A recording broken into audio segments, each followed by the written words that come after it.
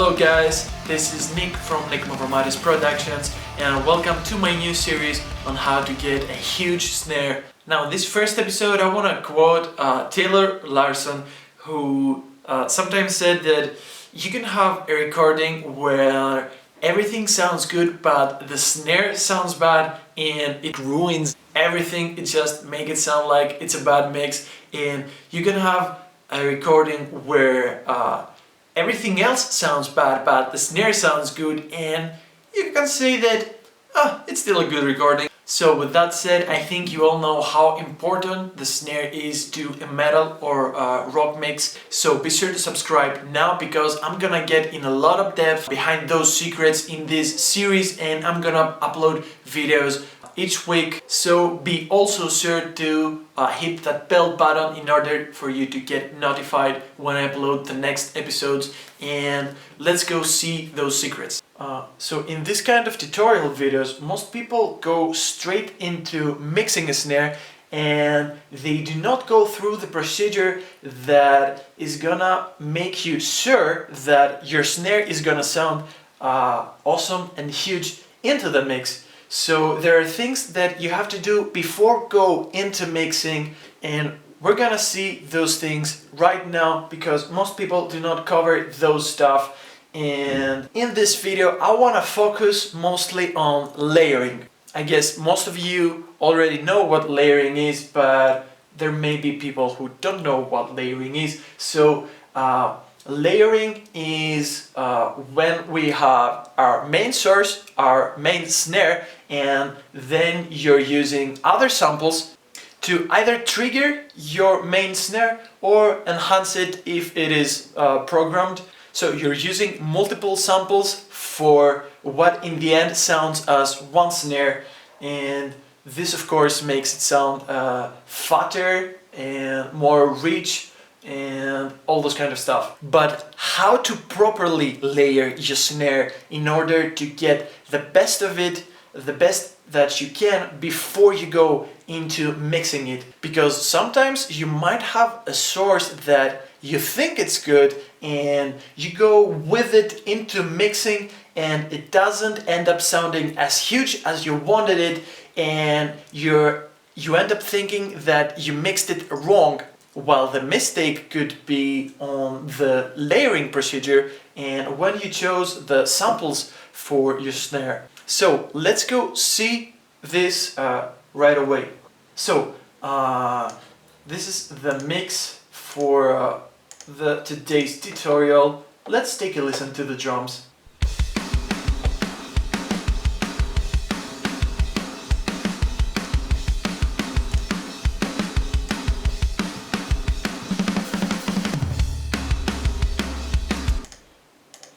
So these drums sound huge and the snare sounds awesome, and here I'm having both programmed drums and real drums, and particularly the snare has 4 different samples on it. It has of course the real snare, which is played by a drummer and recorded by me, and then I've programmed the performance of our drummer, and the programmed performance has 3 different samples of snares on it, and let's go see what I did with that. So I've bounced all the tracks. Now I'm having only an audio track here, so I'm gonna show you how I did that. The library I use mostly is Superior Drummer, and I like it because it's, I think, the most organic of all, and you can have your snares completely raw and completely unprocessed, while other libraries have their samples already a little bit processed in order to make them sound more appealing and better into the marketing audience. So I'm choosing Superior Drummer, and let's say that I've found a snare that I like, which let's say is a Ludwig Black Beauty 1940s, and it sounds like that. Okay, so my advice for you is when you layer your snare is to use different libraries for each sample, and I'm gonna explain you exactly why I'm saying this. So this snare is from my library, which is called New York Layer, and then on the other snare I'm gonna choose another library, which is gonna be Hit Factory, I think. And okay, Hit Factory, here it's another library by the same company, and it has the same snare again, Ludwig Black Beauty, 14 inches. And let's see how this one sounds like. You see, it sounds completely different than the other snare. Same snare, same company, different library, and you're listening to a huge difference between those two. And then I'm gonna load a third snare from another library again, which is called the Rock Warehouse.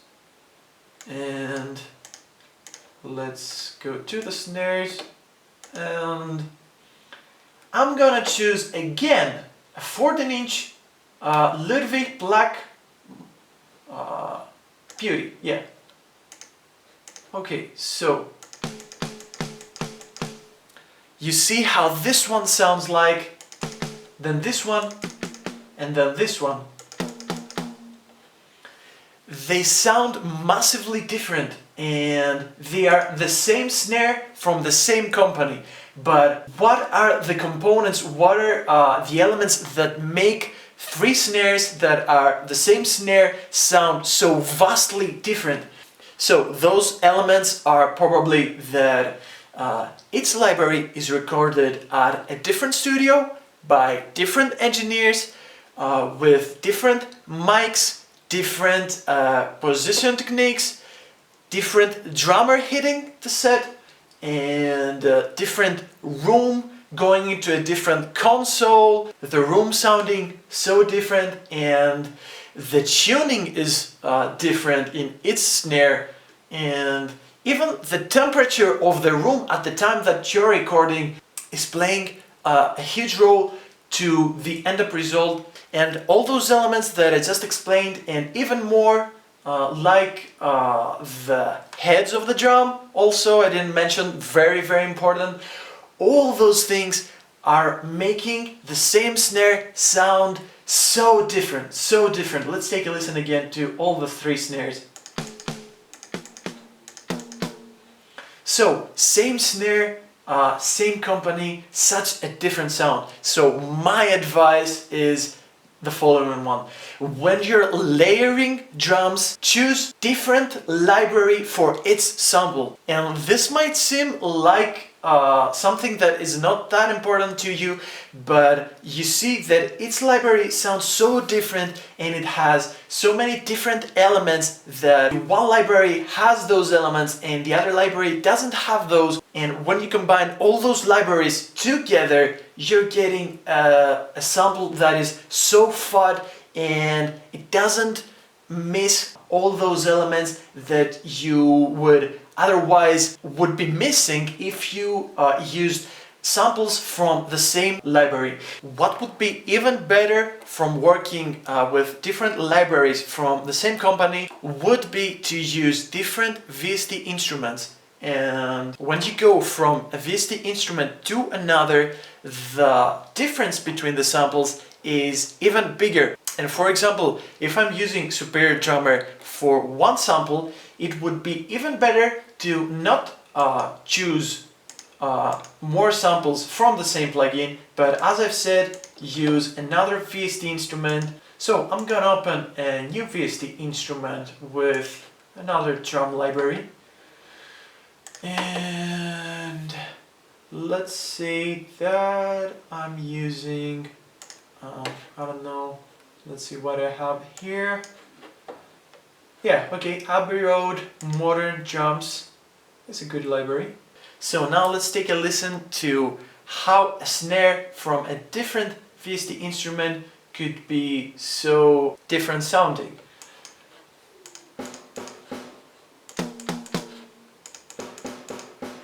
Okay, this one has too much room at the time, so let's reduce. So you see that it is of course a different snare, okay, and again recorded in all those different situations that I mentioned earlier, but the snare has some very different elements that the other VST instrument does not have. So all snares are obviously sounding like snares, but the ending result is so vastly different. I want to point again and again how huge the difference is gonna be to the ending result of your mix if you use samples from different libraries. And another very important thing when layering that I've actually never seen this covered on any YouTube tutorial. So you're using different snare samples and each snare has its own tuning. So let's say that I have 3 snares. Let's load another one again. Okay, first tip that I want to tell you is I'm gonna divide the snares tuned into 3 different categories. Low tuned snares and mid tuned snares and then high tuned snares. So it depends on the size. Okay, so my advice on this is to use 1 snare from its category. You don't want to use 3 mid-tuned snares or 1 mid-tuned and 2 high-tuned as I've done here. And you want to choose, probably depending on what you're going for, always 1 low-tuned, 1 mid-tuned and 1 high-tuned. So I would suggest you that you do the following. For example, this library has low-tuned snares. So this is how a low-tuned snare sounds.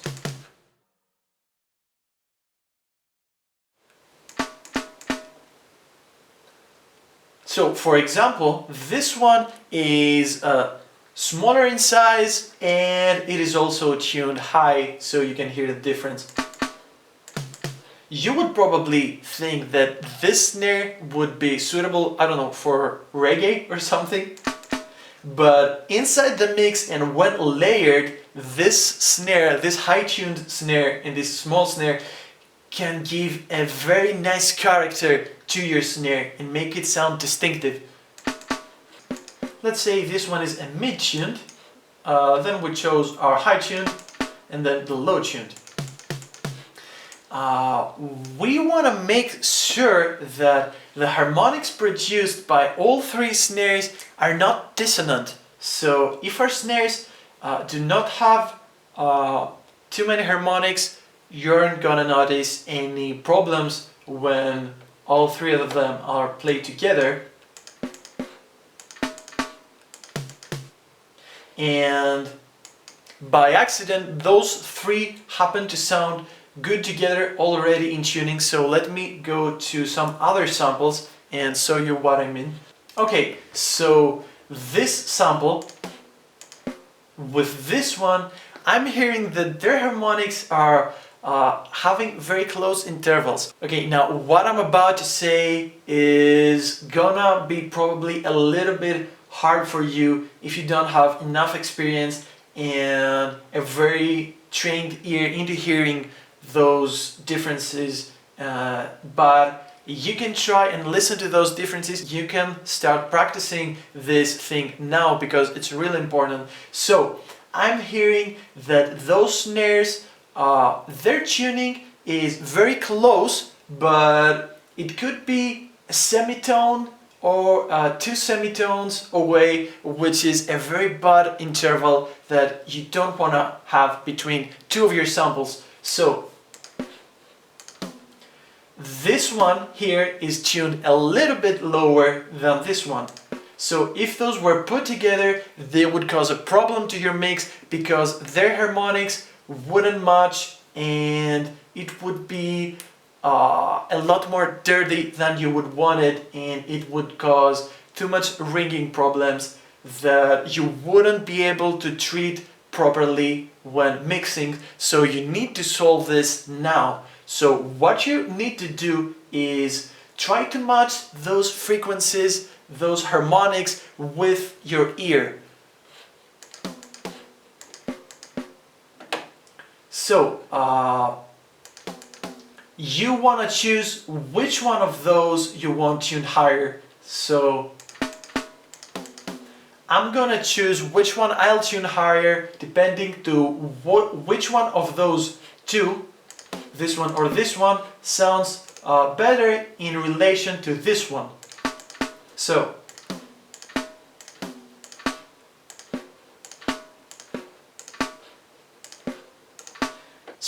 this one with this one are sounding to have a little bit of a strange interval between them, so I will choose to match this one with this one, because this snare sounds better in relation to this one. I'm really hoping that you're getting all those, and if you don't, please comment below and ask whatever you want. I'm willing to explain everything to you, and I really hope you're getting this. So, one more time, I want to tune this snare to match this snare, and I'm choosing to match this one with this one because this snare sounds better in relation with this one. Hope you're getting this. Okay, so let's do this. So here you have the tune knob, luckily. Let's drop this a little bit because this one is lower. Still, it sounds a little bit higher. So now I think that now it's good. No, it still needs a little bit to go a little bit lower. And just a touch more.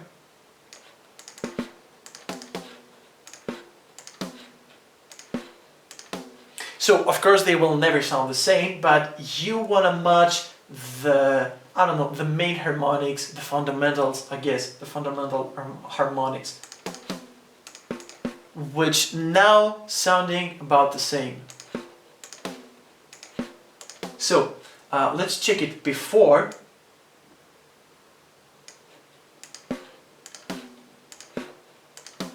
So this one's obviously a little bit higher. And let's take it where it was, somewhere here. So yeah, somewhere here. I think they sound good. So this is one thing you should always check for. If you're using different layers, you want to match the tuning of your different samples, of your different snares, because they're gonna be very dissonant when played together inside the mix later, and it will be something that you will not be able to treat if you're bouncing all your snares together as I have done in my mix here, the mix that I have here. So these are all my tips for layering, and I hope you get the importance of layering on the snare. By the way, if you want your band produced by me, you can send me an email. I have my email in the description. So if you have a band and you want to make sure that your band is gonna sound huge, you can send me an email and ask for the prices. And I hope you found this video informative, and if you did, subscribe now. Once again, be sure to hit the bell button because I'm gonna upload more videos for this series that are gonna be very in-depth on how to make your snare sound huge. Also, if you like the song in the intro, be sure to check out my band. We're called So Stiminant, and that song was by my band, and it's unreleased yet, but you can check our other songs, and it would mean a lot if you could support us by subscribing to our channel. Okay, so this is it for this video. I'm gonna see you really soon, uploading video next week on this series. So peace out, goodbye.